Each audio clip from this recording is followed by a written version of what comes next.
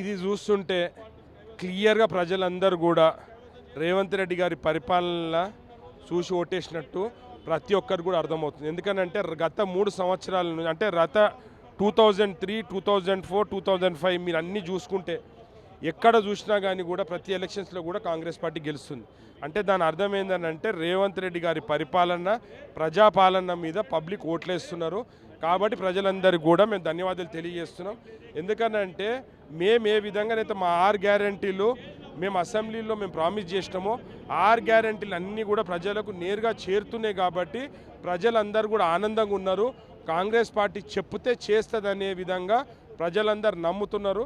కాబట్టి కాంగ్రెస్ పార్టీకి ప్రతి ఒక్కరు కూడా ఓటేస్తారు. అంటే కాంగ్రెస్ పార్టీ అధికార దుర్వినియోగం చేసింది, మభ్యపెట్టి అంటే అటువైపు డబ్బులు పంచి మరీ గెలుస్తుంది అని అయితే మాత్రం బీఆర్ఎస్ పార్టీ ఆరోపిస్తుంది. ఇక బీఆర్ఎస్ పార్టీ నాశనాన్ని అయితే అంగంతేనా ప్రతిసారి ఓడిపోతారు. ఇవే డైలాగులు కొడుతున్నారు. కొత్త డైలాగులు ఏమైనా ఉంటే నేర్చుకొని రమ్మని చెప్పి నేను కేటీఆర్కి చెప్తున్నా. ఆ రోజు అసెంబ్లీలో ఉన్నప్పుడు మీరే కదా పవర్లో అయినా కదా మేము గెలిచినాం కదా. పోనీ పార్లమెంట్ ఎలక్షన్స్ బీజేపీ 8 సీట్లు గెలిచినాం, మేము 8 సీట్లు గెలిచినాం. మరి మీకేం రోగం పుట్టింది? ఎందుకు గెలవలేదు ఒక సీట్ కూడా? అంటే ప్రజలు వీళ్ళని చీకొట్టినా కానీ కూడా ఏదో సాకు దేవులాడుకుంటున్నారు. ఎక్కడ దుర్వినియోగమైందో ఒక్కసారి చెప్పమని అడుగుతున్నా. జగ్గారెడ్డి గారి లాంటి స్థానాల్లోనే పోలీసు వాళ్ళు జగ్గారెడ్డి గారిని కూడా అడ్డుకున్నారు. కాబట్టి ఎక్కడ కూడా కాంగ్రెస్ పార్టీ మన ప్రభుత్వాన్ని ఎక్కడ కూడా వాడుకోలేదు. చట్టంకి పూర్తి స్వేచ్ఛ ఇచ్చిండ్రు. కాబట్టి కాంగ్రెస్ పార్టీ ఎక్కడ కూడా అధికార దుర్వినియోగం చేయలేదు.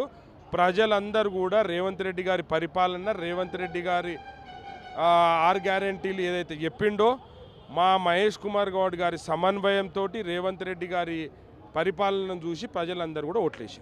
సుమారు ఎన్ని మున్సిపాలిటీలు కైవసం చేసుకుంటున్నారు? 90% మేము గెలిచినాం కదా ఆల్రెడీ. మిగతా దగ్గర వాళ్ళిద్దరు కలిసి మ్యాచ్ ఫిక్సింగ్ చేసుకున్న దగ్గర కొన్ని మున్సిపాలిటీల దగ్గర ఆ 10% వాళ్ళిద్దరు పంచుకున్నారు. 90% మేము గెలిచినాం. కాబట్టి 90% ప్రజలందరూ కాంగ్రెస్ పార్టీతో ఉన్నది. సుమారు 3 కోట్ల మంది ప్రజలు కాంగ్రెస్ పార్టీతో ఉన్నారు.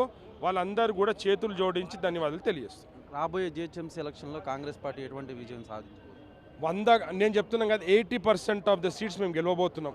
ఇంక్లూడింగ్ 3 మున్సిపాలిటీలు కొత్తగా పెట్టిన ఫ్యూచర్ సిటీతో పాటు జిహెచ్ఎంసీ ఎలక్షన్స్ ఆల్ మున్సిపాలిటీస్లో మేము 80% సీట్స్ మేము గెలవబోతున్నాం. 100% ఇది కాంగ్రెస్ పార్టీ రేవంత్ రెడ్డి గారికి పరిపాలన మీద ప్రజలు వేసిన తీర్పు. Thank you.